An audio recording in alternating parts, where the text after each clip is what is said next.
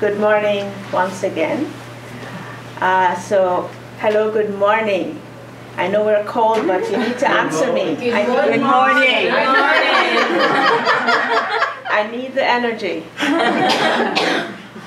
Okay, so yesterday when I was listening and trying to follow, and watching the various video presentations and the documentaries, it occurred to me that perhaps the best thing to do today would be to try to link the Caribbean to Brazil, the focus of our festival this year, in the best way that I could. Trying to link them politically or socially or it's far too difficult, far too complicated. So I thought the easiest way to demonstrate the similar trajectories of these two distinct places was through looking at cultural moments. So let me start once again by thanking Francine and the team here at Laval for another wonderful year of gathering to talk about the scholarship that is so important to us. Laval has been our partner from the very beginning of this MCRI grant, and as we are in our final stages, we are so pleased to be here once again sharing. Francine and I anyway have hopes and dreams to continue our collaboration well beyond the grant. Very often when these grants are given, the grant ends and everything falls apart, but we think we have found great synergy together, so we'll be continuing beyond this grant. So to Brazil and the Caribbean, and you notice I say it as Caribbean, not Caribbean, as many North Americans do, because where I come from, it's the Caribbean. Differences and commonalities. If one were to focus on the basic questions of geography, the massive country of Brazil, with 8.5 million square kilometers, and the islands of the Caribbean, where the largest island is Cuba, all of 2,200 square kilometers, and the largest Caribbean island could fit into Brazil 3,863 times. The great possibilities of differing perspectives becomes clear. One is a massive country the size of a continent. The other region is made up of very small places, some of which think they're really important and large places. However, it is important and necessary to complicate the definition of the Caribbean by including, as they do, Guyana, including Belize. They have always identified as Caribbean as opposed to South American or Central American. And increasingly the countries in the circum-Caribbean area around the edges of even New Orleans is now referring to itself as Caribbean. The Central American countries have a Caribbean edge, and all of South America is playing up this Caribbean identity. So in addition to these links between the comparison between the Brazil and the Caribbean, according to geographers and geologists, there are physical links between the Caribbean and South America. Trinidad, for example, was once part of Venezuela, broke off and it floated away. It explains why there is oil in that island, a fact that causes great resentment in the Caribbean and also a great deal of jealousy. The Caribbean is really a series of islands, hundreds, thousands of islands, some of them small, some of them merely rocks, linking North and South America. The connections between the region and South America are also to be found among the indigenous people of the American mainland and the Caribbean. Scholars like Franklin Knight argue that the indigenous people either entered the islands from South America or else floated across from Central America. As we all know, the peoples who entered the Caribbean, whether from South or Central America, and their counterparts on the mainland, constructed kinship, social, governance, spiritual, and economic systems which were functioning well before European arrival. As we also know, when European sailors sponsored by the Spanish crown discovered a new, well, new only to them, a new world, a brewing dispute with Portugal was settled with a line of demarcation drawn in 1493. Through these means, Spain was given exclusive rights to all newly discovered and undiscovered lands in the region west of the line, and Portugal was given authority to keep everything to the east of the line. It is interesting that God's representative on earth, the Pope, had the authority to divide the world and to give lands and people to these two crowns. Both imperial powers quickly turned to the business of seizing large and small land masses in the regions and controlling through conquest and a variety of forced labor systems the resident indigenous peoples. As a result, in Brazil and in the Caribbean, with the arrival of European colonizers, indigenous communities, the villages, the civilizations, the empires would be changed, altered forever. Some would be devastated, and some would simply cease to exist. Through the 16th and 17th centuries, Portugal and Spain subjected Brazil and the Caribbean to similar colonial experiences through their imperialist agendas and activities.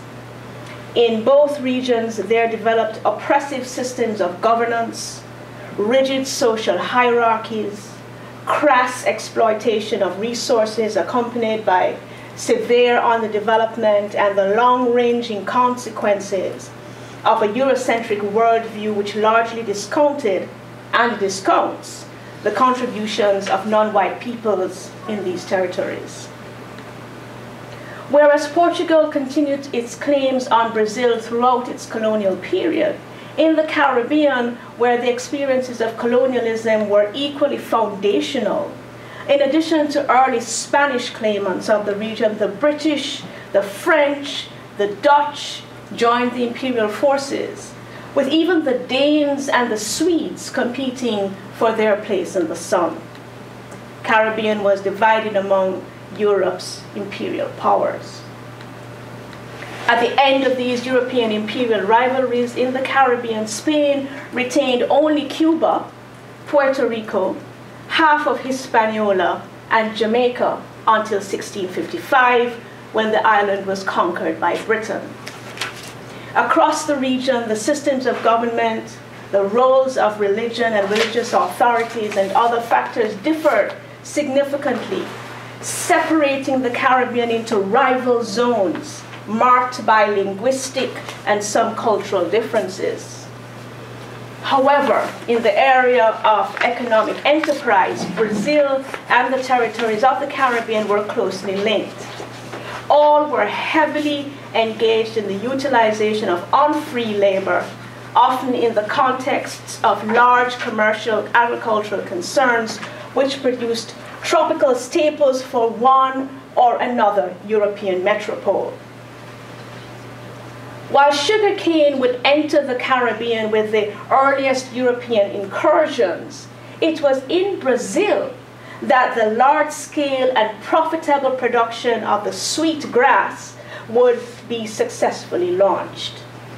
Taking lessons learned from plantation agricultural enterprises in the Atlantic and increasingly relying on African labor acquired through the slave trade with which they were already involved, the Portuguese in Brazil established models of plantation economies and societies that would be exported elsewhere.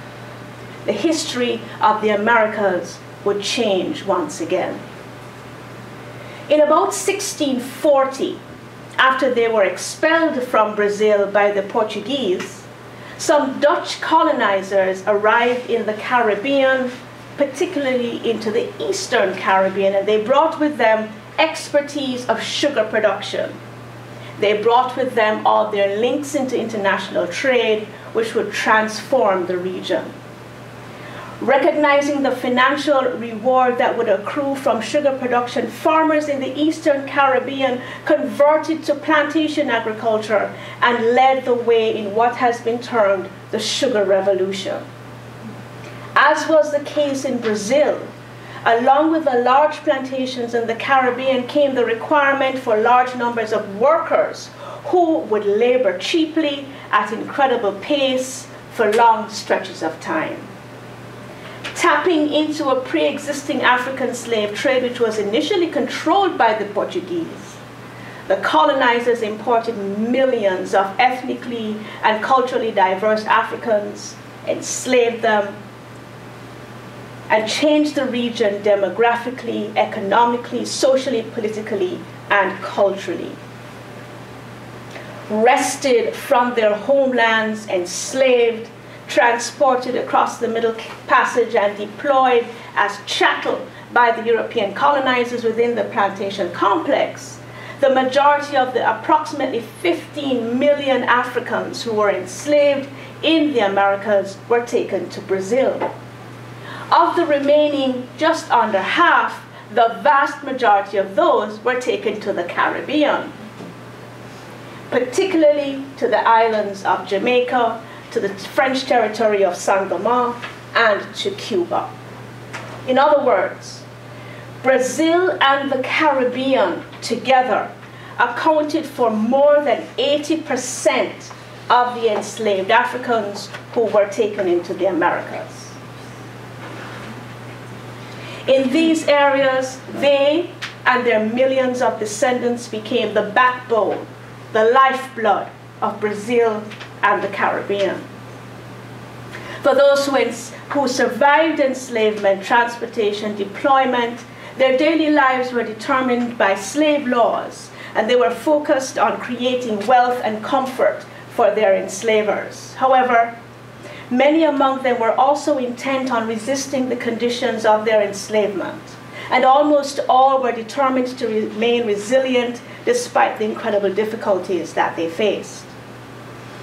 Enslaved Africans and their descendants resisted their conditions in a wide variety of ways. As we know, some were engaged in sabotage, and many of them made it difficult for their enslavers to extract their labor. They malingered, they pretended to be ill, they made it difficult. Some slaves ran away, either as individuals in what we call petit marronage, to speak a little French, or joined groups, grand marronage. On some occasions, those maroons formed societies, formed communities. And in the French Caribbean colony of Saint-Domingue, the enslaved were successful in their overthrow of the system of slavery and French colonialism through the Haitian Revolution between 1791 and 1804. After that revolution, the former slaves declared their independence in 1804 and became the Second Republic of the Americas. For those who were not engaged in direct confrontation of the slave system, they found other ways to resist their enslavement by preserving their humanity, preserving their dignity in their daily lives, and by creating a resilient culture based on their families, their strong spirituality, their vibrant dances, their colorful language, their distinctive cuisine, everything that made them human. Eventually, due to a shifting world economy, agitation by abolitionists, and spurred by the increasingly strident resistance of the enslaved, the vile system of slavery ended in 1838 in the British colonies, in 1848 in the French colonies, in 1863 in the Dutch colonies, 1873 in Puerto Rico, 1886 in Cuba, and 1888 in Brazil. In the post-slavery period, The majority of former slaves and their descendants in Brazil and the Caribbean experienced significant barriers to the full rights of citizenship. They experienced difficulties in assuming economic prosperity and access to the corridors of influence and power. Most continued and continue to operate as their forefathers and their foremothers had done, as poor agricultural and general laborers, as domestic servants, or as workers in low-status occupations. However, there are ways in which, despite the severe marginalization and the poverty and the racism and the discrimination and prejudice that they faced and continue to face, it is in the area of cultural production that both the similarities and differences between the histories and trajectories of Brazil and the Caribbean might be most clear. If the enslaved people in Brazil escaped into communities which came to be called quilombos, the same process was evident in the Caribbean. Runaways challenged the colonial and imperial powers.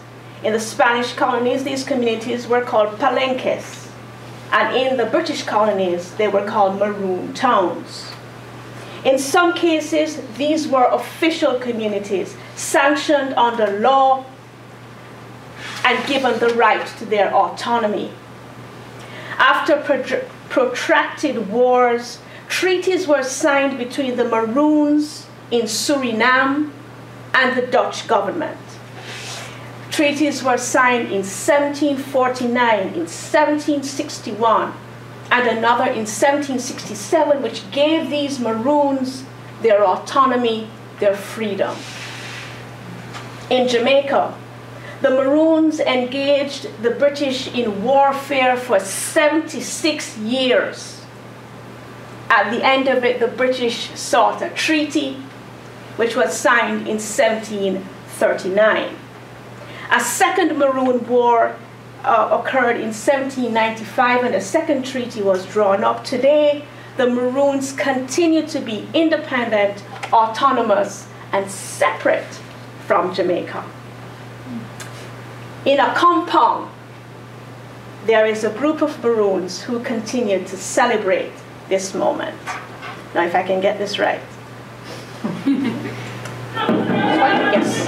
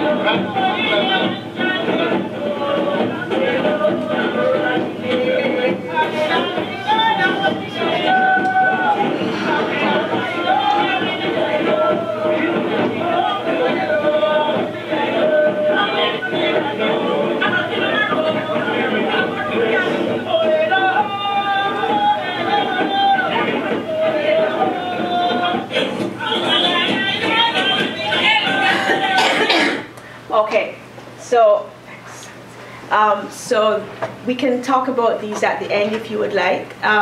Just a couple of things to point out here before we move on. One is the costume that they're wearing. The red costume is actually the national dress of Jamaica.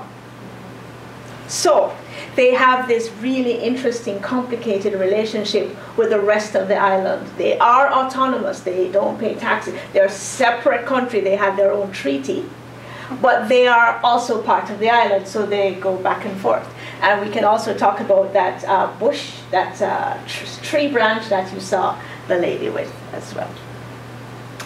So those are the Maroons who continue to celebrate their freedom from slavery more than, well, as the thing says, 275th anniversary here last year.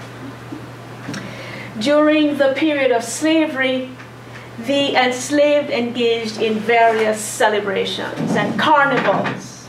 According to scholars, these carnivals represented moments of inversion where the enslaved were allowed and even encouraged to dance, to have a moment away from their conditions, their regular conditions. Enslavers were convinced that these represented moments of a cultural safety valve where persons would take this moment in order not to have revolutions for the rest of the year. In Brazil, these carnivals have become international sensations. We don't need to pause on that fact. But they're also to be found in the Caribbean, most significantly in Trinidad.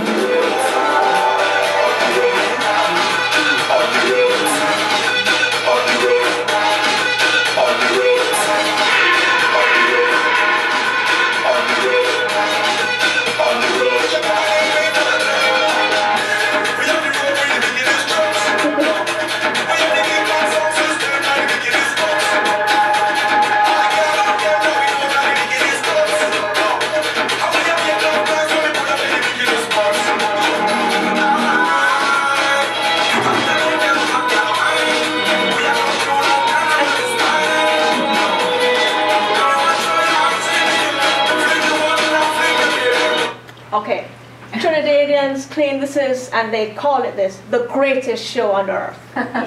This is what it's called. Okay. But not every Caribbean territory embraced Carnival initially.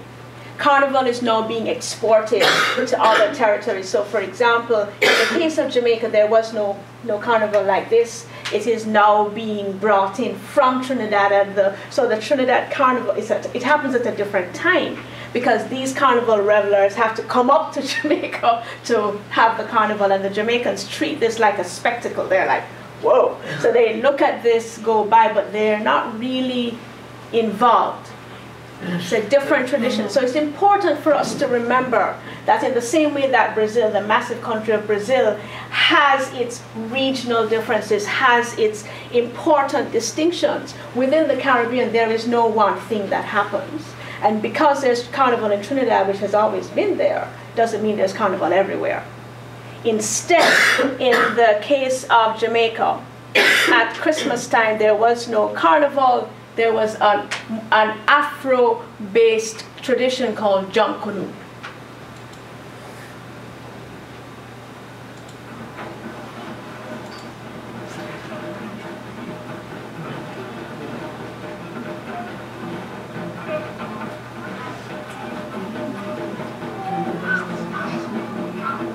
It's on the left. Yeah, thanks. Oh, it's at the max.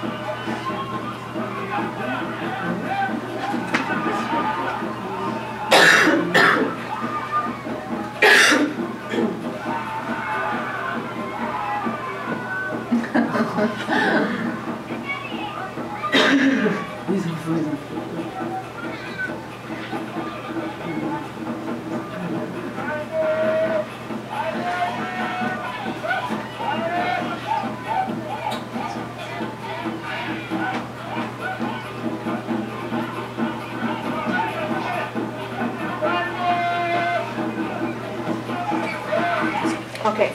So some of the characters in Junkanoo have been there for centuries. There are drawings, very famous drawings by an artist in the 19th century called Belisario, who captured some of the slaves who would go out in these costumes.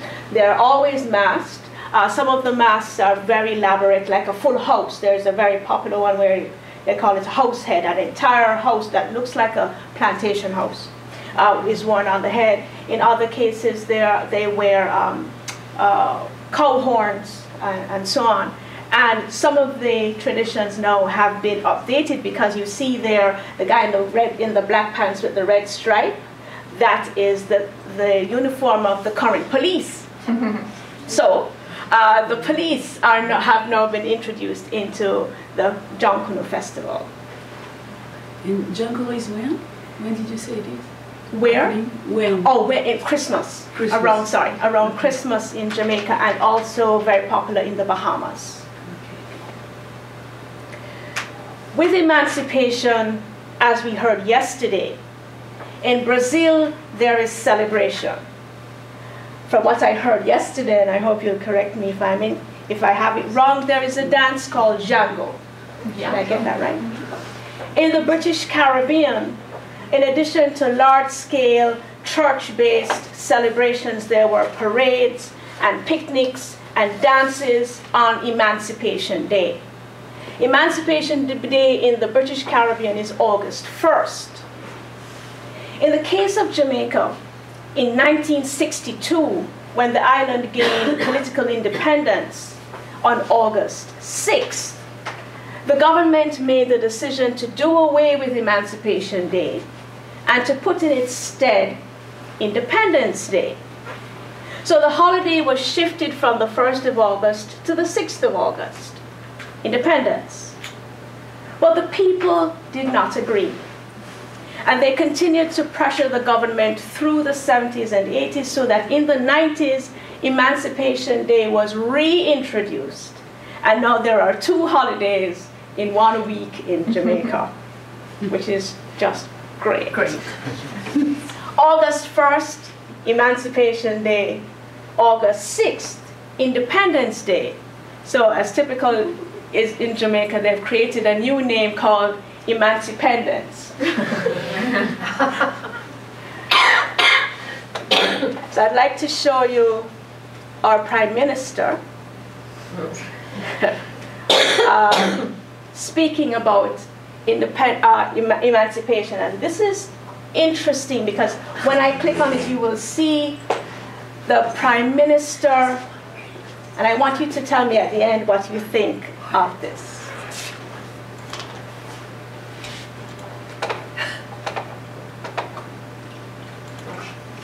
Oh. Not here. Sorry. Oh. Oh. No. Oh, it's very bad. Oh, it's the maximum I can get. We must draw on the history of our ancestors. Yeah, I can say that. I'm sorry. Okay. All right, so let me just do the first couple of things she says.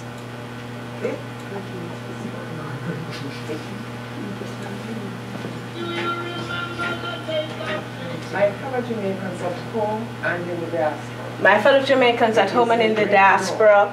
To greet you on this special emancipation. I greet you on this special Emancipation This Day. year, we celebrate the 175th anniversary of full freedom from slavery.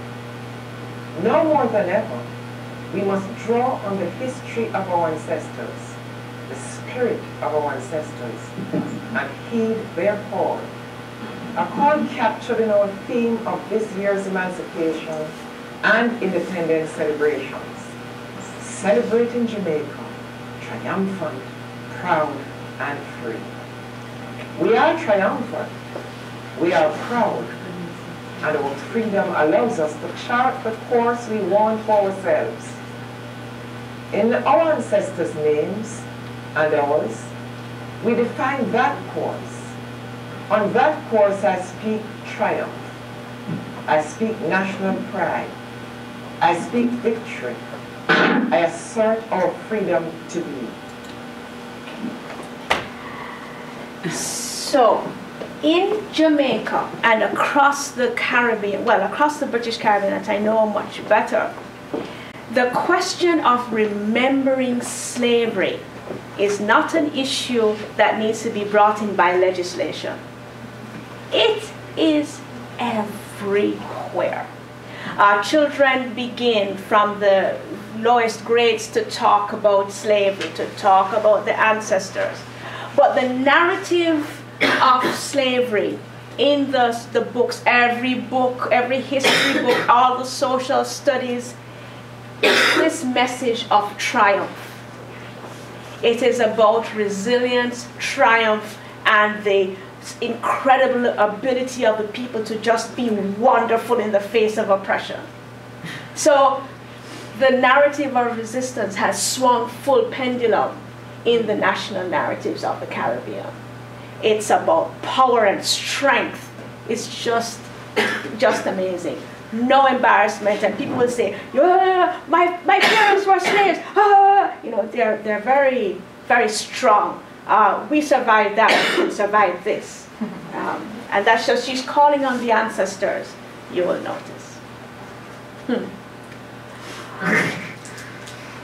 The spiritual manifestations, which were apparent in Brazil, for many people in the Americas, it is the area where people of African descent seemed to most effectively deal with the conditions of enslavement, to mark them, to work to conquer their debilitating effects.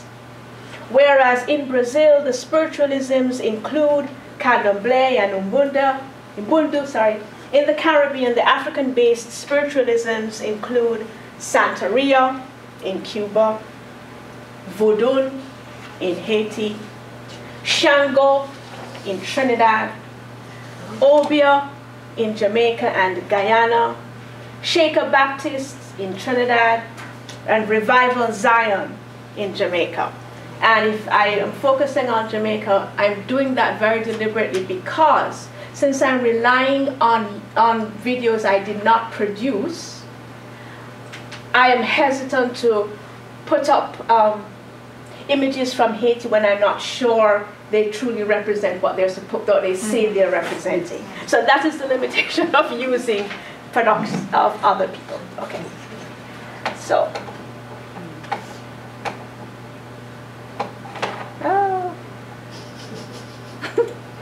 Yes. Techno-Philistine. Okay.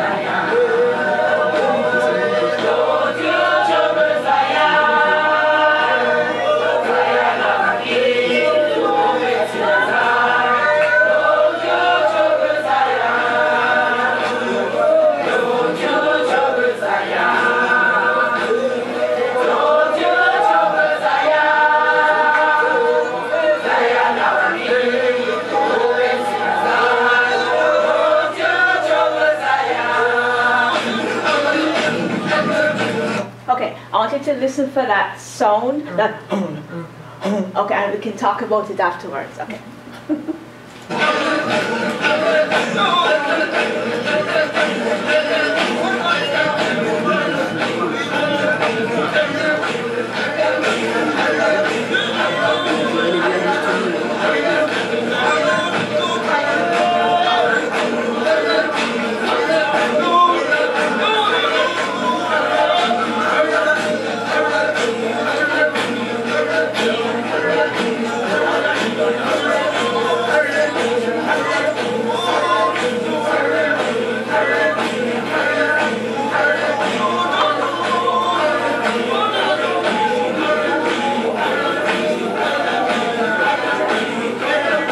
Okay, so that is Revival Zion.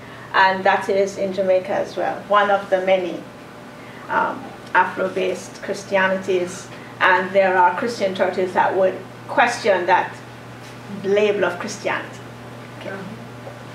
In the 20th century, growing out of the black nationalist agenda of the Universal Negro Improvement Association, founded by Marcus Garvey in Jamaica in 1914, the coronation of Ras Tafari as Haile Selassie, Emperor of Ethiopia, caused a local group to look to Ethiopia and to look to Haile Selassie as a manifestation of black religiosity.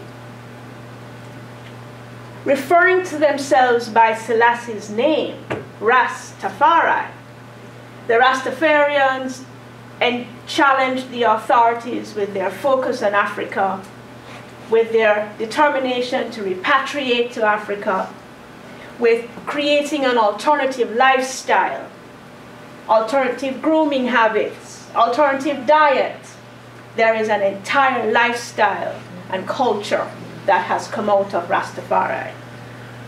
Targeted by the police and harassed continuously, Rasta, as it is now known, has become synonymous with the struggle for social justice, with resistance to the authorities, and a particular definable performance of blackness.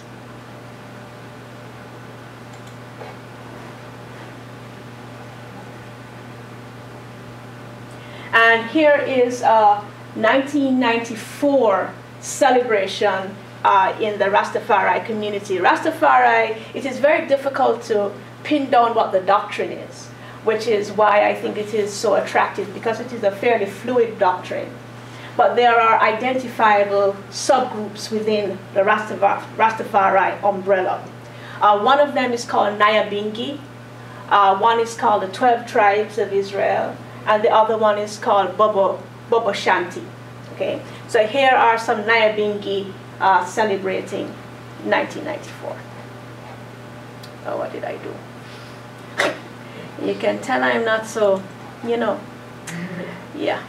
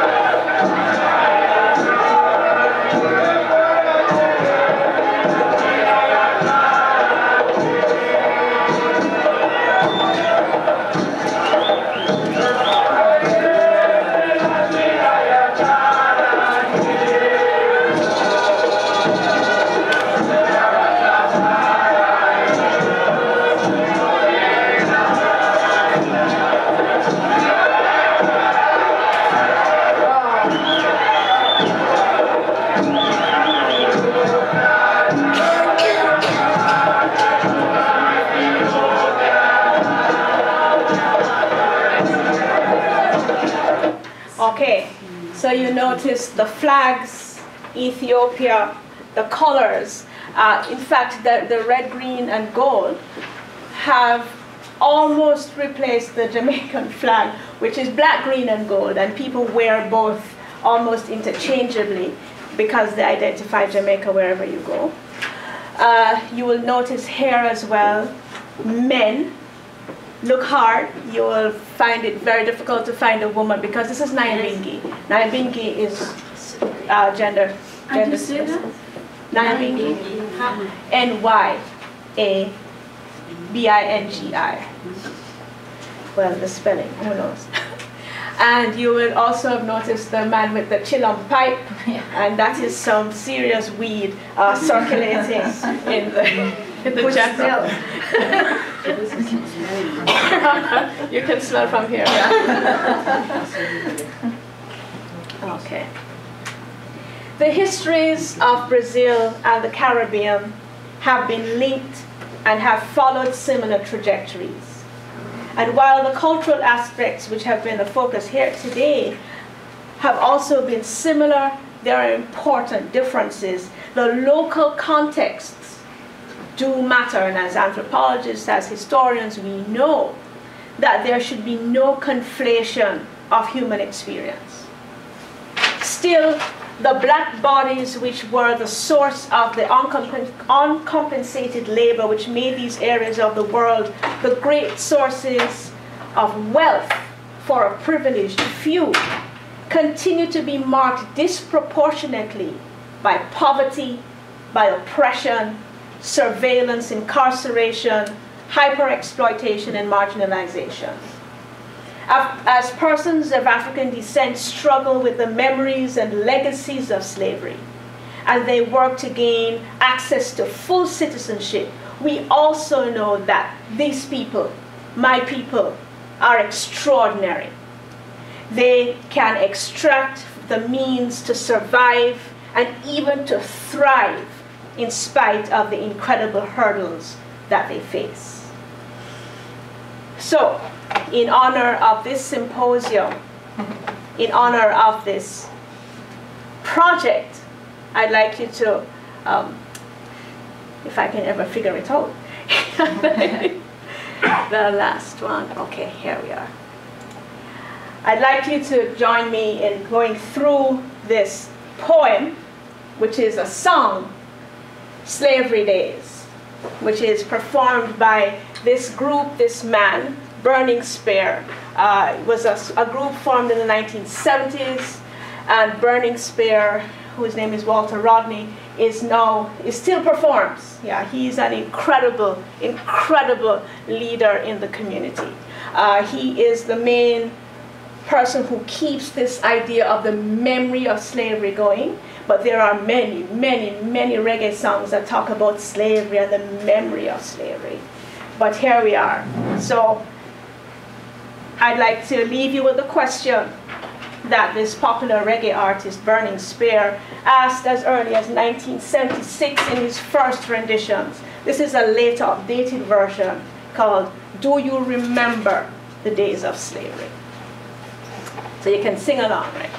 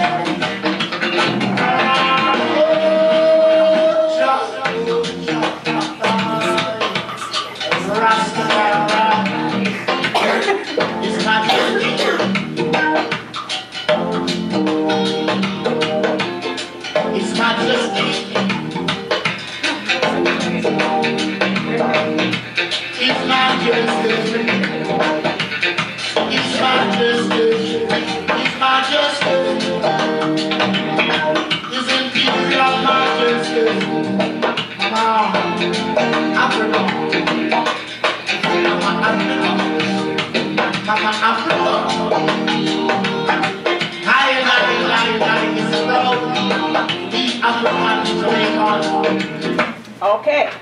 So, and on Burning Spear, who takes his name from the war in Kenya at the time, you know, the spear. So it's all connected, and you hear him at the end saying, Mama Africa, Africa. And he talks about Africa constantly. He's also the artist who most remembers Marcus Garvey. He has several songs about Marcus Garvey and the UNIA. So he's very, very conscious of the role of music in reinforcing this identity of which he's so conscious. So, do you remember the days of slavery? This is an opportunity in this seminar for us to do just that. Thank you.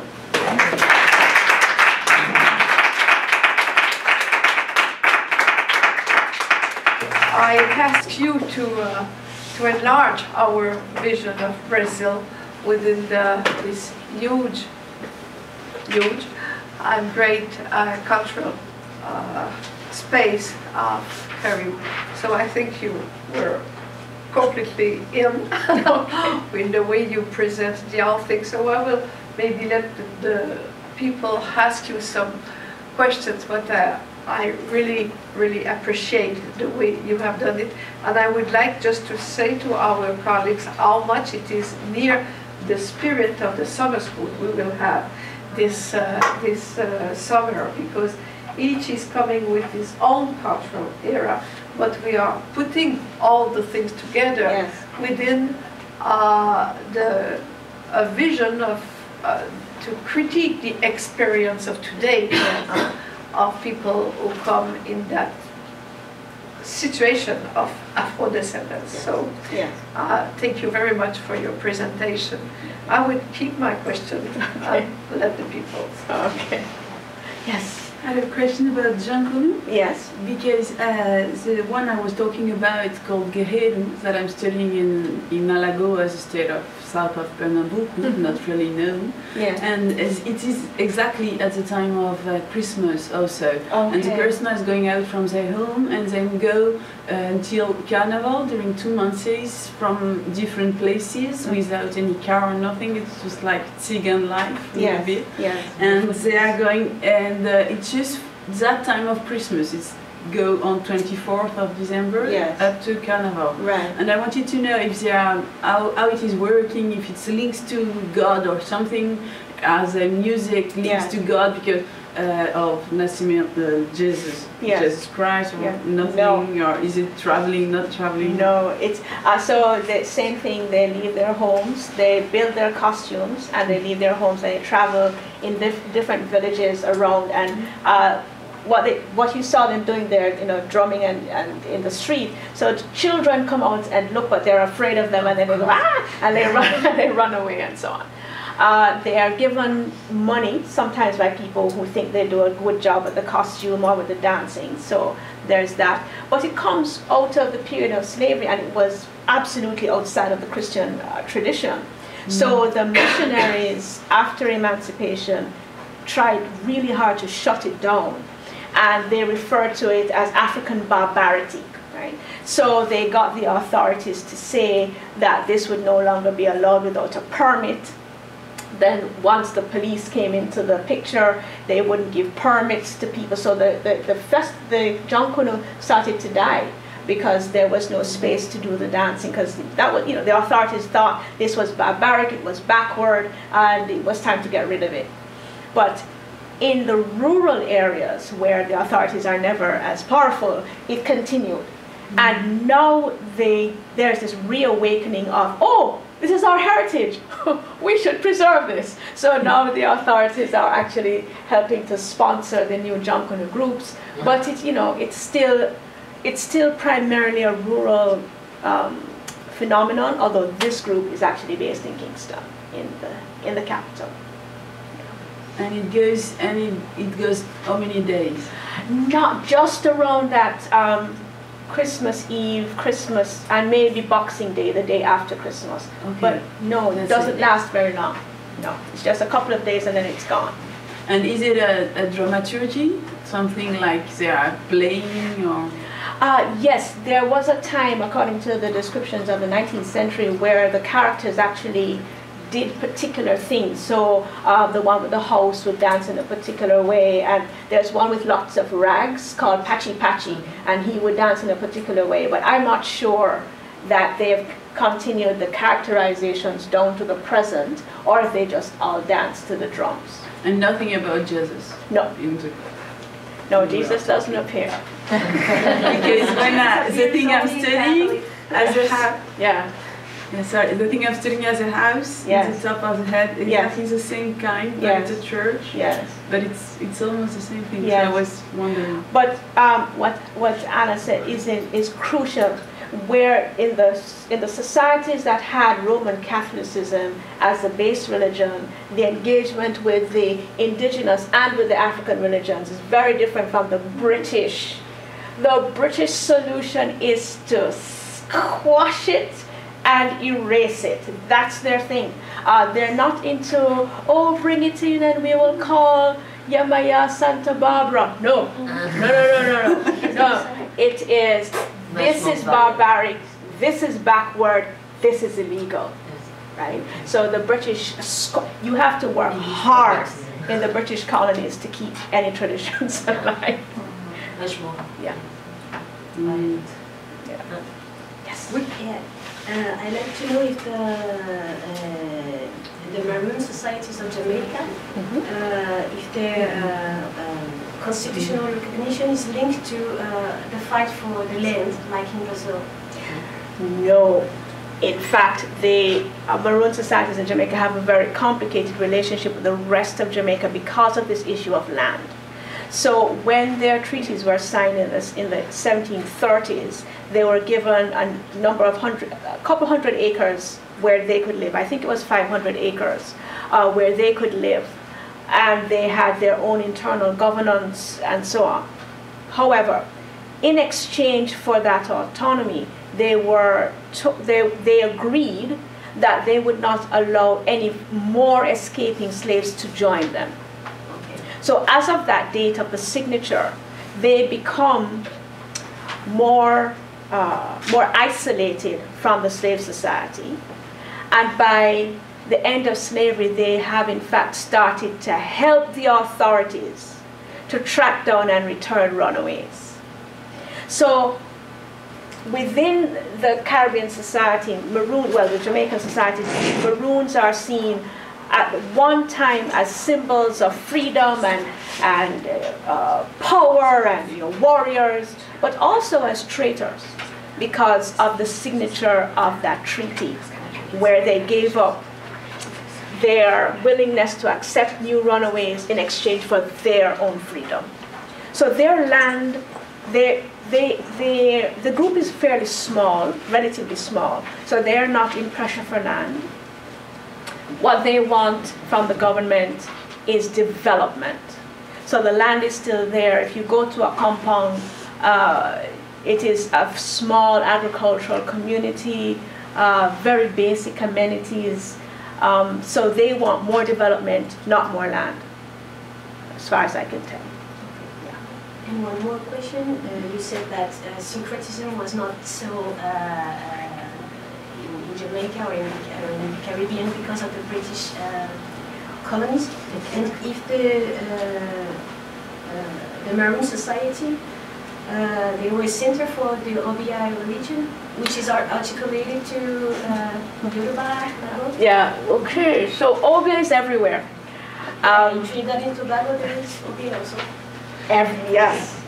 So OBI is a little hard to define, but what is left, it is on Central West African belief system, which involves invocation of the spirits of the ancestors. And because in the British colonies it was almost impossible for the priesthood to remain viable, the two sides of the religion, so everything has its good side and its bad side, the two sides of the religion became separated, and the priesthood almost disappeared. So obeah is what in other societies might be called magic. And you can do a number of rituals to engage with the lower spirits, with the archangels, and to look about your luck, to change your luck, to have somebody fall in love with you, to kill somebody, to do things, to try to control the cosmos. So that is Obeah there. So there's great fear about it because a lot of people involved in Obeah are also excellent herbalists. Yeah. And in the period of slavery, they could in fact cause great harm. So it was illegal under the British for Obeah. It's still illegal in Jamaica for people to practice Obeah. Right? So whereas in places like Cuba, where Santeria is open, everybody practices, everybody knows. In Jamaica, if you practice Obeah, you will go, and you're caught, you will go to jail. In Martinica, we have the Kangwa, and it's like this model because it's seen as magic or black magic, yeah. And it's like prohibited, and the people have this fear also. Yes, and yes. It's on a secrecy yes. model. Yes. So Jamaicans claim Christianity, right? Everybody's a Christian. I am a decent Christian person, is what they will say. But that Christianity is a lot more fluid than the church is happy with. So somebody who is a Christian and who goes to the most formal church, which is the Anglican Church, the Church of England, you know, the church that Queen Elizabeth heads, right? You will go to that church on Sunday, but on Monday, you will go to Revival Zion. The group that were in the red who were doing the, okay. And if life gets really complicated, you will go to Obeah to find out what is going on. So people are much more fluid in their appreciation of spiritualities than the church is happy with. And even the ones who are in the church, because everybody belongs to a church, more than 70% of Jamaicans do not marry. But everybody has a family, right? So that the thing that the church looks to, which is Christian monogamous marriage, as an indicator of true belief and conversion, people say, yes, you know, I love Jesus, but I'm not going to get married because marriage is too long, it's too difficult, and people don't marry for a number of reasons, but people don't marry, but everybody has families. So the rate of illegitimacy is a great concern. Under the colonials, they were like, oh, these people, they won't marry, they're just, you know, they're just fornicating, they're just having all this sex, but they won't marry. And it took a really long time for the government not to say, okay, fine, we have lots of complicated families. We have in the census, for example, categories where people don't even live together, but they're recognized under law as visiting. The term is visiting, right? So you have a permanent visiting relationship, right? So it is very fluid. People move in and out of relationships in a way that the church finds very distressing.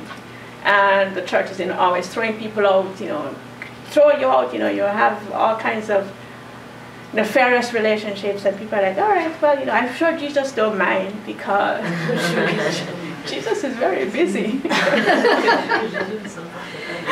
Michelle, I think we will have to, yes, let's end here. Unfortunately, to cut the discussion because we have the other part of the program, and time is running in front of us. I would thank you very much for your very, very interesting presentation, and it's a challenge now to continue on that same tone and to have the counterpoint of what is Brazil within the context of this discussion of Caribbean space. Thank you very much. Thank you.